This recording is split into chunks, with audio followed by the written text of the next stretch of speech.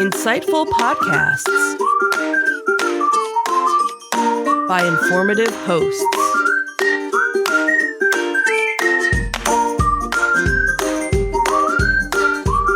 Insights into Things, a podcast network.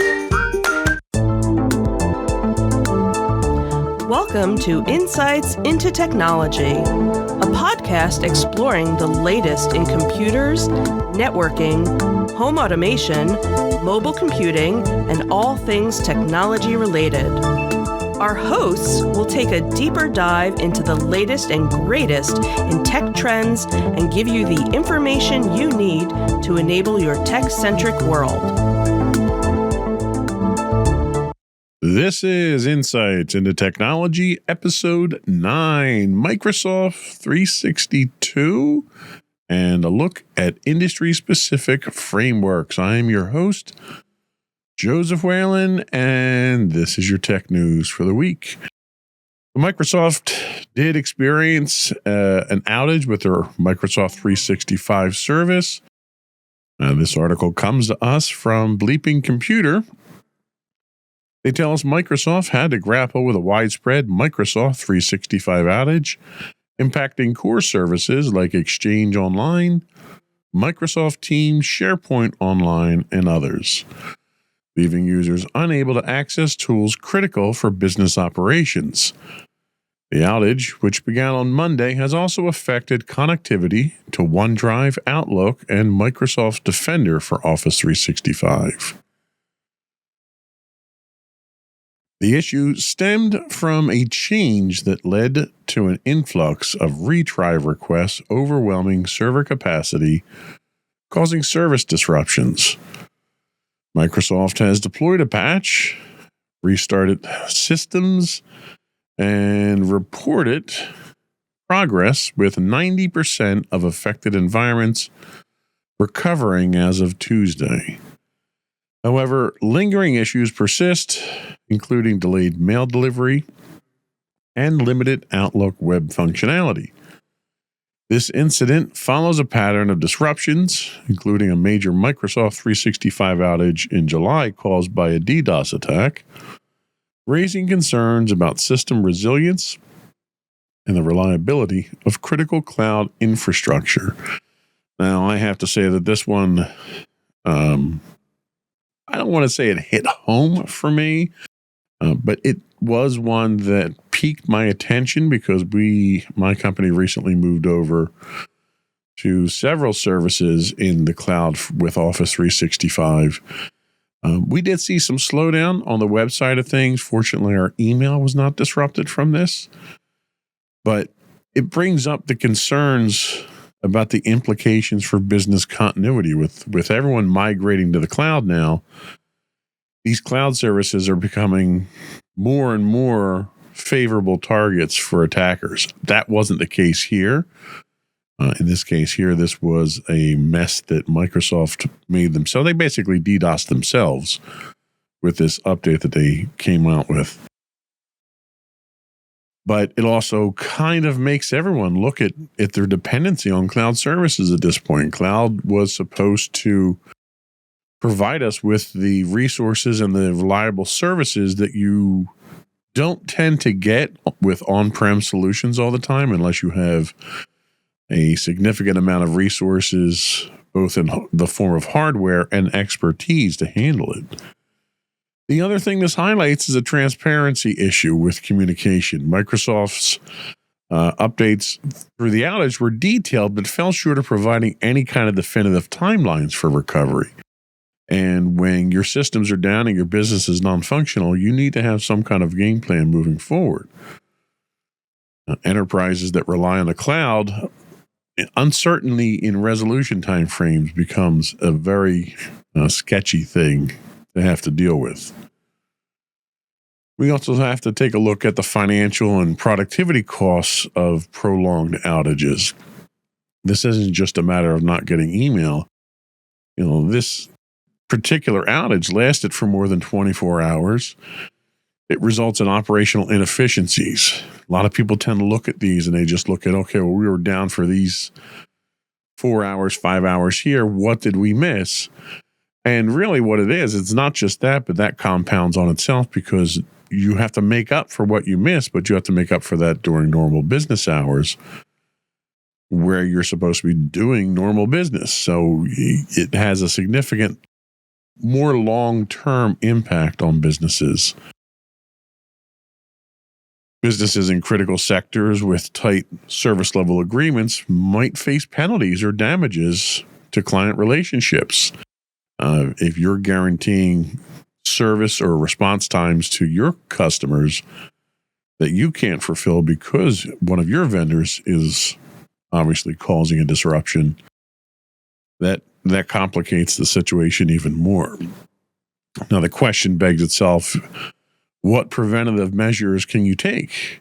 What resiliency strategies are there out there? Microsoft attributed the root cause to a change that overwhelmed their servers as part of a technical mishap. But this also highlights the need for having robust testing protocols in place. And not just for Microsoft, but for organizations that rely on these services, you need to have some type of fallback plan. Perhaps a third channel of communication to your customers to notify them of these outages. Some type of automated response plan that you can have, updating your website so the customers can come to your website and see. It requires you to have a much more flexible strategy in place to handle these types of things in ways that you don't normally communicate with because your communications are compromised. Overall, the broader cybersecurity and infrastructure context we have to look at here, we have to look at past incidents. In July, they had a DDoS attack that caused a similar problem. That was an outside attack. Now they're making internal changes, and those changes themselves are taking the system down. I mean, I've discontinued relationships with vendors who have become disruptive like this in the past. And as big as Microsoft is, if Microsoft becomes a liability for my business, I have to find an alternative. That's just kind of the price of doing business. So we'll see how people respond to this. I'm curious if anyone else out there was impacted by this. I'd love to hear what the impact was and what you did to deal with it or resolve it. There's not a lot you can do, but what was your path to solution? Our next article comes to us from Bleeping Computer, one of our popular sources that we have here, obviously. Windows Update is blocked on PCs that have Assassin's Creed or Star Wars Outlaws. So this is another incident where a lack of testing on Microsoft's part has caused problems. Microsoft has temporarily blocked the Windows 11 24H2 update on systems running Ubisoft games such as Assassin's Creed titles, Star Wars Outlaws, and Avatar's Frontiers of Pandora. This comes after reports of crashes, freezes, and audio glitches following the update's release. Users voiced frustrations on forums like Reddit and Microsoft's Feedback Hub, highlighting issues that range from sudden game crashes to black screens during gameplay. Ubisoft has acknowledged the problem and released a temporary hotfix for Star Wars Outlaws, while working on permanent fixes for other affected games. In the meantime, Microsoft advises gamers not to manually install the update and has paused its rollout for impacted systems. Both companies are investigating, aiming to resolve the compatibility issues quickly. So, again, the impact, this obviously is a not necessarily a commercial or enterprise-related computing issue here because it deals with gaming. However, it does highlight the complexities involved with compatibility when you've got very complex operating systems, applications, and programs on the computer. It highlights the complexities of keeping them updated and doing so in a way that they're all compatible with each other. We do software development, some software development at my company, and testing is always the most challenging thing. And I come from and one of the biggest difficulties of testing is regression testing.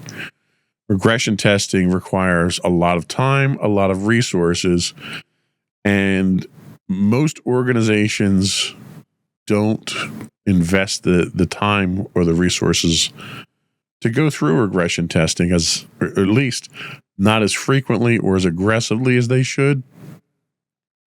But without, regression testing, and even if you do have a comprehensive regression test facility in place, the combinations of, or possible combinations of, application interaction is astronomical at this point in time.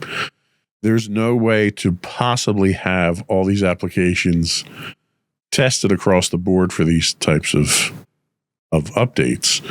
Even in a closed system like Apple, in which the software is curated, the hardware is known, the software itself, the operating system is known.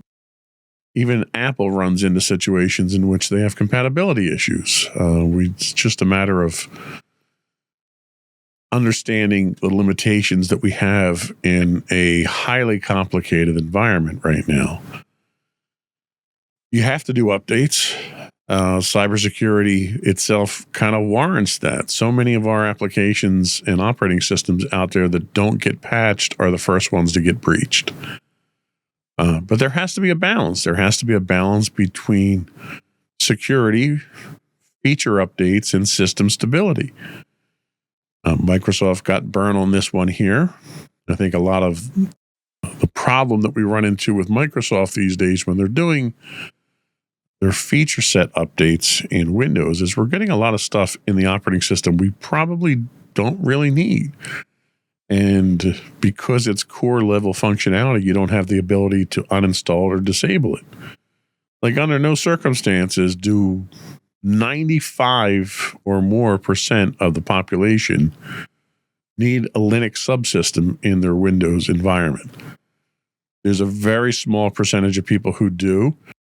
And with that in mind, they should be able to install those themselves if they opt for it. Everyone shouldn't get something like that. And I don't want to pick on the Linux subsystem. It's just that one's blatantly obvious. You can say the same thing about Office. There's no reason that I should be able to put computer code into my Office document or my Excel file or something like that. It's just that's not what it's designed to do. And Microsoft products tend to very quickly and very consistently bloat up with all of this. I don't want to say it's useless. I'm sure it's useful to someone. But for the vast majority of people, it's functions and properties that are going to go unused. I think Microsoft needs to be a little bit more diligent in what features they're putting in. And I think what they need to do is put them in as optional whenever possible. Don't force these things. And we're talking about last couple episodes of the podcast about the Microsoft recall. I don't know who asked for that. I don't know who's going to use that or why you would use it. But Microsoft is forcing it down our throat. And I think when they do stuff like that, they make the software and the operating system more complicated, more cumbersome, and more prone to interactive issues with other applications. And I think this is a clear case of that. So we will see if Microsoft gets this sorted out. I'm sure they will in time. If not, I'm sure Ubisoft will probably be patching these things. The last thing they want is to have Microsoft impacting their bottom line. Our next article comes to us from Info Security Magazine. They tell us that the state of New York received a fairly large insurance payout. New York State has reached an $11.3 million settlement with two major car insurance companies, Geico and Travelers, following data breaches that compromised sensitive information of over 120,000 residents. The breaches, attributed to poor cybersecurity practices, exposed driver's license numbers, and led to fraudulent unemployment claims during the COVID-19 pandemic. Investigations by the New York Attorney General and the Department of Financial Services, DFS, found the companies failed to comply with required cybersecurity regulations, including implementing robust controls to protect consumer data. As part of the settlement, Geico will pay $9.7 million and Travelers $1.55 million in penalties, while both companies have agreed to strengthen their cybersecurity measures. This includes developing comprehensive information security programs, improving authentication protocols, and enhancing threat detection and response capabilities. The breaches highlight critical lapses, such as Geico's failure to protect its quoting tools from repeated attacks and Travelers' lack of multi-factor authentication on its agent portal, leaving thousands of residents' data vulnerable to exploitation. And this goes back to what we've been talking about with cybersecurity, is a lot of it is basic common sense. If you follow the basic rules laid out in frameworks and other procedures, you can dodge most of the bullets out there. Poor cybersecurity practices on critical industries have a significant exposure point. The Geico and Travelers breaches highlight how inadequate security measures in critical industries like insurance can lead to widespread fraud and identity theft. And this is what's kind of scary here. We saw this with the national data, where these companies are housing massive amounts of highly sensitive data. And they're not doing it securely. They're not doing it in a way that is standards-based, and they're exposing everyone's information. And while this may be an inconvenience to Geico and Travelers, an expensive inconvenience, although I suspect these fines are insignificant compared to their annual revenue, this could have life-changing implications for the victims of these data breaches. People having their identity stolen, having their credit histories destroyed, and it takes years and years and thousands of dollars to try to repair these things. And Geico and Travelers get a slap on the wrist. This money that they're paying here to New York State, not a penny of that's going to go back to any of the victims. What do the victims get? The proverbial year of credit monitoring? Yeah, and everyone knows it's only for a year. It's only credit monitoring.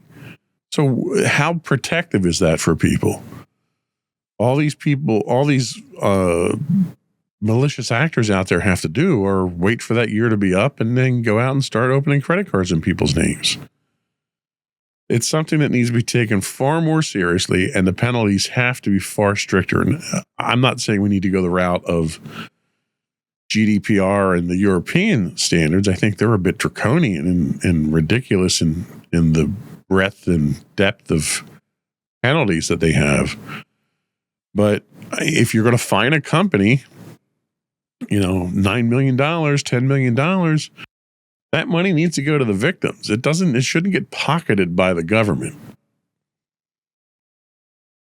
So, but again, it's as simple as following cybersecurity frameworks.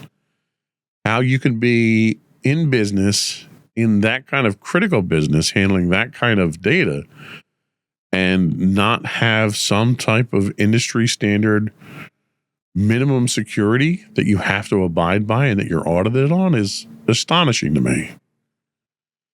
But I will say, fortunately, neither of those are my insurance companies, so that's not to say that it won't happen to me at some point in time with my insurance companies or someone else. I just hope that they have more precautions in place. I do, and I'm not a financial advisor, so take this with a grain of salt.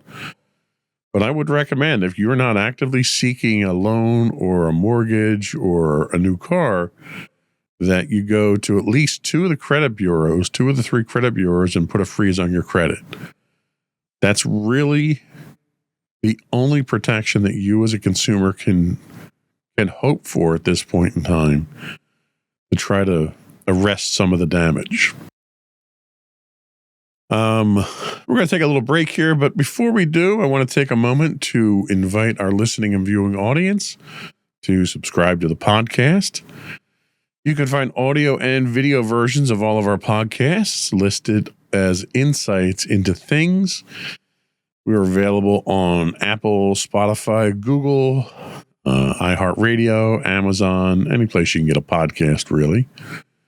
I would also invite you to give us your feedback. Tell us how we're doing, what we can do better, what topics you'd like us to talk about, what topics you don't want us to talk about. You may get tired of listening to me drone on about cybersecurity, and just let me know. You can email us at comments@insightsintothings.com. You can call in now and actually leave a voicemail for us. You can call into 856-403-8788. That's 856-403-8788. If you'd like us to get you on one of the shows, just say so in your voicemail. These are family-friendly shows. Please keep that in mind. We may edit your statements for subject matter and time constraints. Again, if you want to call in, that's 856-403-8788. And we'll be right back.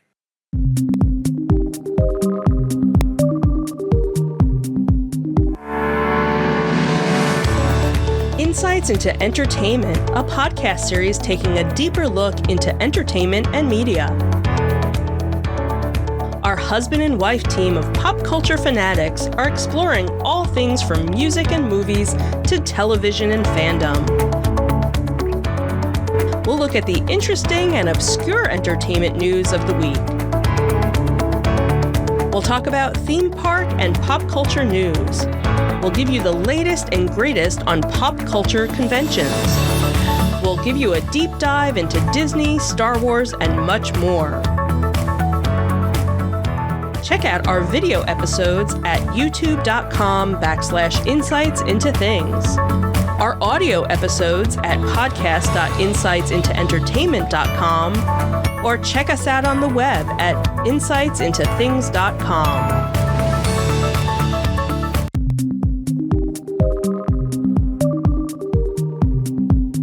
Welcome back to Insights into Technology. Next up is an article from the Register. They tell us that Palo Alto Network's firewalls are compromised after a critical security hole has been found. Thousands of Palo Alto Network's firewalls have been compromised as attackers exploit 2 critical security vulnerabilities in the devices, leading to backdoors, crypto miners, and other malware being installed. Initially, roughly 2,000 devices were affected, but this number was dropped to about 800 after the company released patches earlier this week.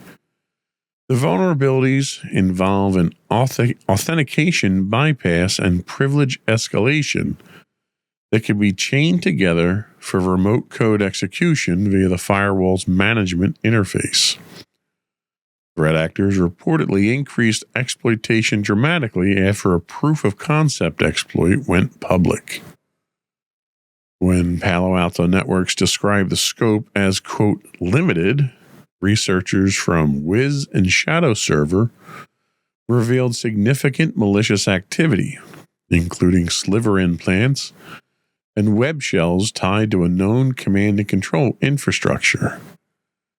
The attackers appear to have been leveraging these opportunistically for months. Organizations using affected firewalls are urged to apply patches immediately and monitor for signs of compromise, as the vulnerabilities represent a severe threat to network security. Well, I would say so. So, zero-day vulnerabilities and exploit chains. We'll eventually do a deep dive into this topic here, but it's worthwhile talking about the fact that most breaches today are not single point breaches. They're not a single exploit that's used. Most exploits today are chains of exploits. In this case, the two vulnerabilities, an authentication bypass and a privileged escalation, both represent a severe threat, but when chained together, they actually allow enabling of remote code execution. And a lot of times, the more severe breaches that you see in the news, it's sometimes 2 and 3, 4 and 5 exploits chained together. The other thing worth mentioning, or at least discussing, is the effect of the proof of concept in this case. Even though the flaws existed, they hadn't appeared in the wild until someone had produced this proof of concept, and then numerous people obviously jumped onto that. So it's very, very important how we handle a responsible disclosure when it comes to vulnerabilities. Releasing proof of concepts while also talking about what these exploits do is potentially very dangerous and very irresponsible. This also shows that crypto mining is still here to stay. It's not going away anywhere. And that's mainly because people are making money off of it. But there are mitigations that you can take to prevent or at least minimize the damage from crypto. One of the things that we have to keep in mind here also is the role of the vendor. How good are the communication? What are their practices for patching? Palo Alto Network referred to the affected devices as limited, yet external researchers identified thousands of compromised systems. That lack of transparency tends to undermine any kind of trust you would have in this vendor. The companies need to evaluate your company needs to evaluate how vendors can better communicate during a cybersecurity crisis to maintain that enterprise trust, to ensure effective incident management. I have to apologize. I'm still not 100% recovered from my cold, so my voice is a little rough still. Next up, we have a story from Security Week talking about Interpol taking down over 1,000 cybercrime suspects in Africa. Interpol's Operation Serengeti has marked a major crackdown on cybercrime across Africa, resulting in the arrests of 1,006 suspects and uncovering nearly $193 million in financial losses linked to ransomware, business email compromise, digital extortion, and scams. Conducted in partnership with Afripol, the National Police, and involving 19 African countries, the 2-month operation from September to October of 2024 identified 35,000 victims and represented a significant leap in enforcement efforts, as previous operations only led to 25 arrests over 2 years. High-profile cases included arrests in Kenya, over $8.6 million in online credit card fraud, and the dismantling of a $6 million Ponzi scheme in Senegal. The operation highlights a growing collaboration among local police, private sector partners, and international agencies to combat increasingly sophisticated cybercrime networks. Beyond traditional scams, emerging threats such as AI-driven malware and advanced attack techniques are also being addressed, underscoring the evolving nature of cybercrime. Interpol's efforts, despite limited funding compared to organizations like the FBI, reflect a significant step forward in global crime enforcement and capacity building within African nations. So I think the biggest takeaway on this one is the escalation of cyber threats. The operations focused on sophisticated cyber threats such as ransomware and business email compromise schemes suggest the rising complex cyber threats targeting businesses. This trend necessitates advanced threat detection and response strategies within organizations. There's obviously also significant financial implications for enterprises. With nearly $193 million in losses linked to the identified cases, the financial impact on businesses is profound. The situation highlights the critical importance of investing in comprehensive cybersecurity frameworks to mitigate potential financial damages. The role of international collaboration actually has to be talked a little bit about here. Most international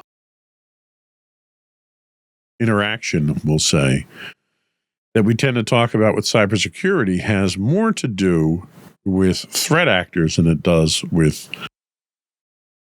cybersecurity professionals or enforcement.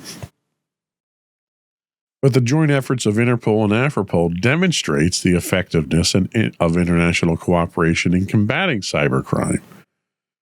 Such collaborations can lead to more coordinated responses and resource sharing, benefiting enterprises by reducing the prevalence of cyber threats.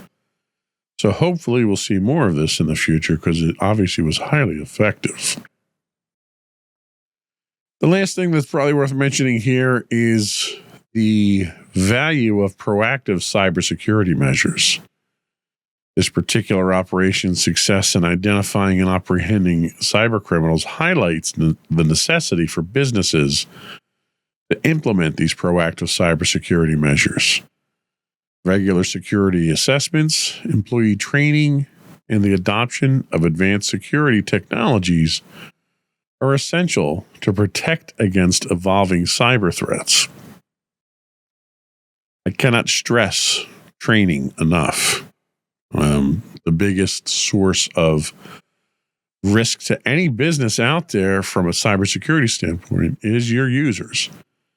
If they don't know what to do, if they don't know how to decipher malicious or fake emails, if they can be social engineered into giving out information or doing things that are dangerous, then they represent the biggest threat to your organization. And the only way to combat, I would say 90% of those threats is through training. Repeated training. I mean, I don't want to say beat it into them, but you kind of have to emphasize these techniques and the training over and over until it's second nature to people. And I know most employees of companies out there don't want to be bothered with cybersecurity because it's an inconvenience to them. Security and convenience are mutually exclusive. So a compromise has to be reached. And I think if people are more familiar with cybersecurity, more aware of the implications and the dangers and the necessity of it, they'll be a little bit more accepting of what they have to learn about it. Our last article today comes to us from TechCrunch. Russia-linked hackers exploited Firefox and Windows bug in widespread hacking campaign. Security researchers have uncovered a sophisticated hacking campaign by Romcom a Russia-linked cybercrime group exploiting 2 zero-day vulnerabilities in Firefox and Windows. These flaws enabled a zero-click exploit, allowing malware to be remotely planted on targets' devices without user interaction. The campaign primarily targeted individuals of organizations across Europe and North America, with Romcom leveraging malicious websites to install its backdoor and gain extensive access to victims' devices. Mozilla and Microsoft patched the vulnerabilities in October and November, respectively, following alerts from security researchers. Romcom, known for its ties to the Russian government and previous ransomware attacks, demonstrated advanced capabilities in crafting stealthy attacks. The group has a history of targeting entities allied with Ukraine and is believed to have affected up to 250 victims in this campaign. While the Tor browser, based on Firefox's codebase, was patched, no evidence suggests it was exploited. The campaign underscores the growing threat of government-linked cyber attacks and the critical need for timely vulnerability disclosures and patches. So, zero-day vulnerabilities and zero-click exploits. The exploitation of zero-day vulnerabilities in Firefox and Windows showcases how attackers are leveraging unpatched software flaws to deploy these zero-click exploits, which require no user interaction. Enterprises relying on Firefox or Windows systems are at risk of undetected malware deployments, which could compromise sensitive data or network integrity. Now, this is where your automation, your security automation tools come into play here. If you're not doing a deep packet inspection, if you're not doing active log evaluations, if you don't have network monitoring on all your nodes on your system to look for file encryption or unusual activity, even having honeypots in your organization to try to attract some of these advanced persistent threat actors. These are all tools that you need to be proactive. No organization out there has the manpower to actually do this stuff by hand anymore. And this is where I'm kind of hoping some of the AI tools will lean into for us. Rapid patch management. This is another case where if the patches go out fast enough, we might be able to prevent these 0 days from being used. But if we're rapidly patching these types of things, chances are they're not getting properly tested and could potentially themselves be a threat, as we saw with the earlier Microsoft article. So it's a fine balance of maintaining security and responsiveness. Collaboration between security firms and vendors is also an important aspect to take out of this. The involvement of ESET, Mozilla, Microsoft, and Google's threat analysis group highlights the importance of collaboration in identifying and patching vulnerabilities. Certainly, these are all competitors to each other, but I think when it comes to cybersecurity and patching and defense against these malicious actors, we have no choice but to cooperate with each other, and it's kind of refreshing to see that they are in this case. So I think that's all we had for our news segment this week. We're going to take another quick break, and when we come back, we're going to talk about some industry-specific cybersecurity frameworks. We'll be right back.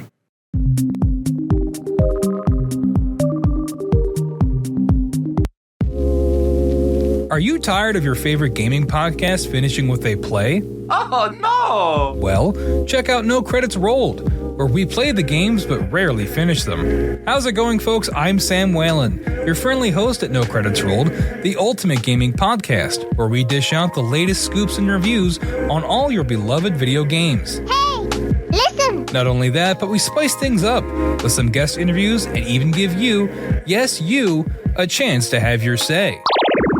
Tune in every other week for a fresh dose of No Credits Rolled, available on all major podcast platforms, and hit us up on social media at No Credits Rolled. So why wait? Let's dive into the gaming world together, where finishing games is optional, but the fun is guaranteed.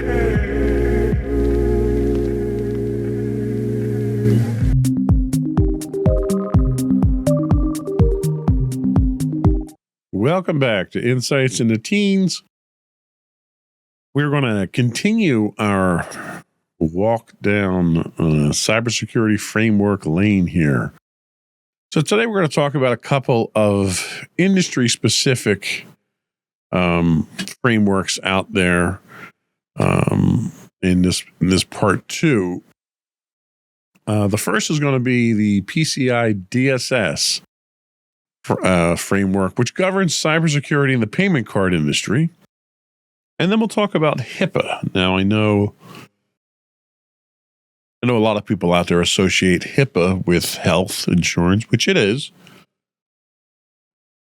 When most people think of HIPAA, though, they think of the array of documents that you have to sign every year, basically allowing people to see your records.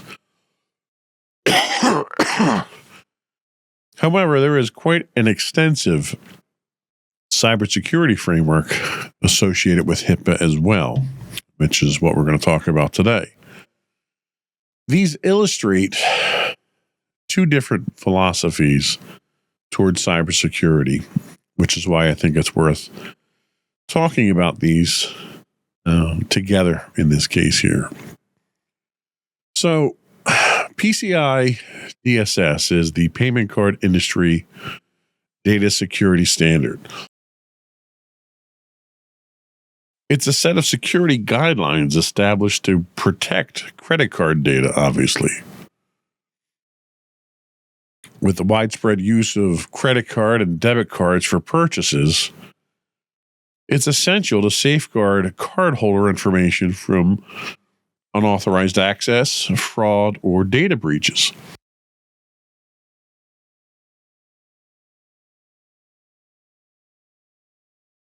PCI DSS was developed by major credit card companies to provide a standard approach to securing cardholder data across various industries that process, store, or transmit this information. Compliance with PCI DSS is mandatory for businesses that handle credit card transactions, ensuring that customer data is protected and financial transactions are secure.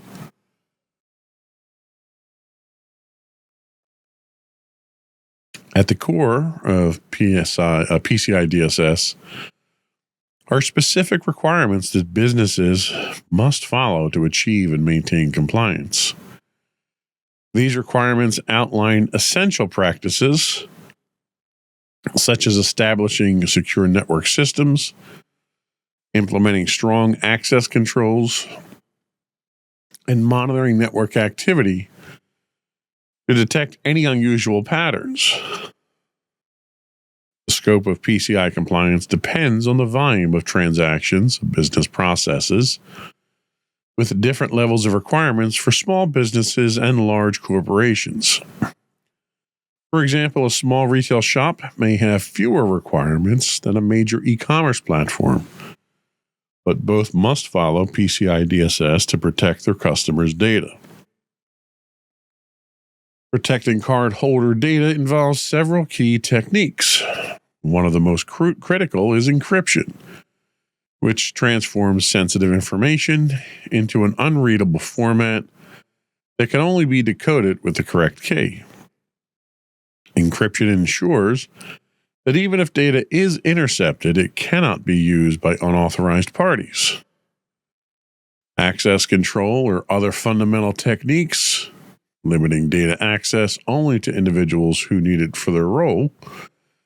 This approach minimizes the risk of internal threats by restricting sensitive information to select groups of individuals within the organization.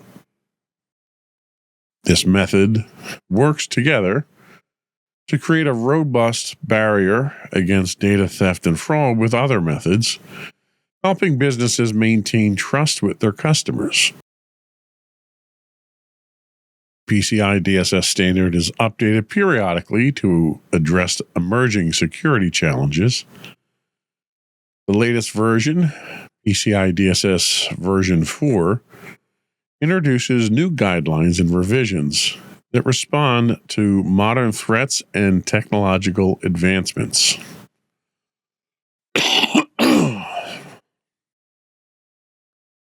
For example, version 4 emphasizes continuous monitoring and validation processes, encouraging businesses to proactively manage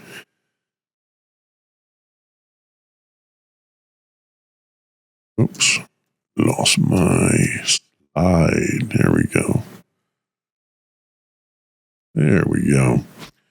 Sorry about that. 4 emphasizes continuous monitoring and validation processes, encouraging businesses to proactively manage and assess their security controls rather than relying solely on annual checks. These updates help businesses remain vigilant in a constantly evolving threat landscape where attackers are always seeking new ways to exploit vulnerabilities. Maintaining PCI DSS compliance requires ongoing effort, especially in the retail industry, where high transaction volumes and diverse payment methods can add complexity.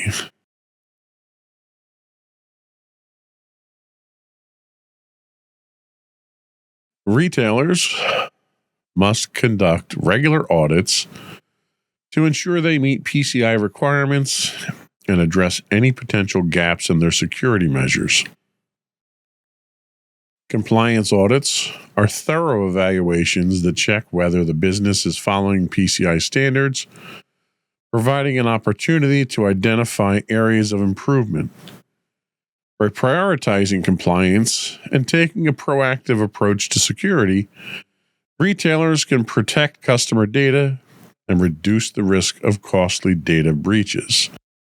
Now, PCI also has a number of standards that have to be met outside of the cybersecurity realm as well. It's a very comprehensive framework itself that governs the hardware that you're processing credit cards on, how you transmit that data, how you store that data, what data you can collect. There's a number of different things associated with PCI DSS. So if you're dealing with it from a cybersecurity standpoint, understanding all aspects of it really is a requirement. The next framework we're going to talk about is the HIPAA, Health Security and Privacy. The Health Insurance Portability and Accountability Act, HIPAA, security and privacy rules are essential regulations designed to protect patient data, particularly as healthcare information becomes increasingly digital. These rules provide a framework to ensure that healthcare providers, insurers, and other related organizations handle patient information responsibly and securely. The goal is to safeguard protected health information, or PHI, which includes any personal data that could identify an individual from unauthorized access and misuse. Compliance with HIPAA is not optional for organizations that deal with patient data. It is required by law to protect the privacy of individuals and maintain trust in the healthcare system. The HIPAA security rule focuses on 3 types of safeguards to protect electronic PHI: technical, administrative, and physical. So again, it's a comprehensive framework that isn't just for cybersecurity, but it covers all facets of securing this information. Technical safeguards involve using technology to protect data, including encryption, secure access controls, and activity tracking. Administrative safeguards cover policies and procedures that manage how employees access and handle patient information, such as employee training programs and access authorization processes. Physical safeguards ensure that the locations where patient data is stored are secure, using measures like restricted areas, locked storage, and surveillance systems. Together, these safeguards form a comprehensive approach to securing patient data against a wide range of potential threats. In addition to the security rule, the HIPAA privacy rule grants patients the right to access and control their health information. This rule establishes that patients can review their medical records, request changes if they find inaccuracies, and decide how their information is shared.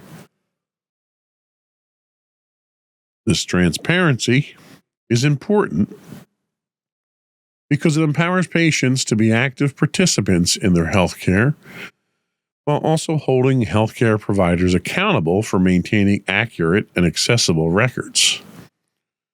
The privacy rule also sets guidelines on when and how healthcare providers can share patient data, balancing the need for patient privacy with necessary information sharing for medical care and public health purposes. Despite the framework provided by HIPAA, protecting healthcare data is a complex challenge. Healthcare organizations face the constant threat of cyber attacks, including data breaches that can expose sensitive patient information. These organizations also need to navigate the growing use of digital health records and mobile health technologies, which increase the risk of unauthorized access if not properly secured. Balancing data accessibility for healthcare professionals with strong protections against unauthorized access is an ongoing struggle for the industry. A case study on healthcare organizations' experience with HIPAA compliance breach can provide valuable insights into these changes.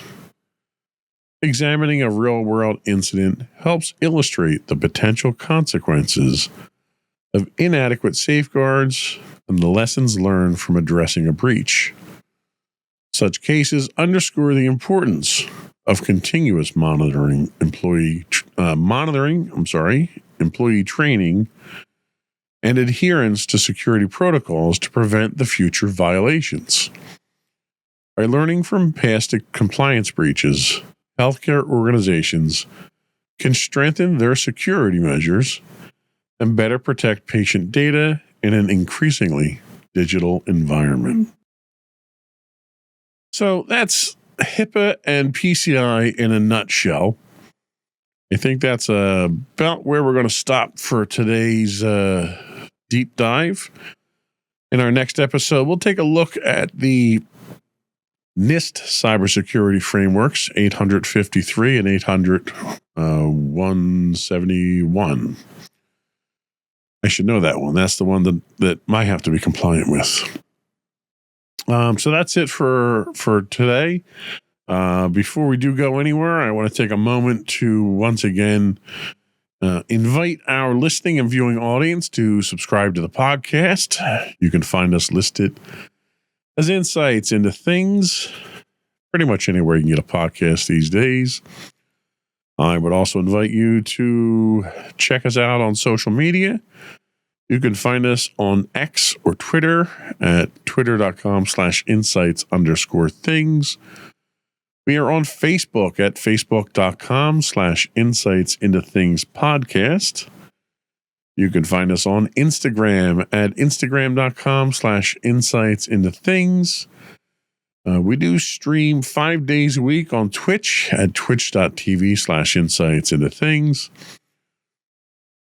Feel free to email us, give us your feedback, tell us how we're doing. You can email us at comments@insightsintothings.com, or you can call our voicemail line, leave us a message, and if you'd like, we can get you on the show. That is 856-403-8788. That's 856-403-8788. Again, we are a family-friendly network, so please keep that in mind with any messages that you leave. That number again is 856-403-8788. That's it. Another one in the books.